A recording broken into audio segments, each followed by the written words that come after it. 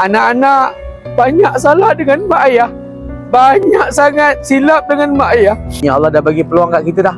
Datang jauh-jauh, orang lain nak datang tak dapat, Allah pilih kita. Tapi kita banyak masa yang kita lalaikan, kita tak manfaatkan betul-betul.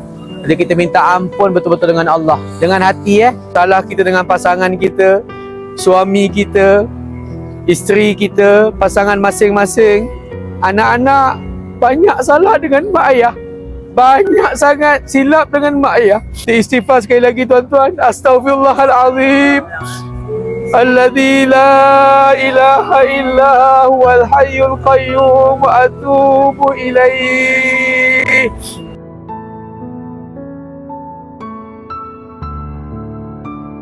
Nabi hari-hari nangis untuk kita, tapi hari ni kita boleh nangis untuk kesalahan kita sendiri.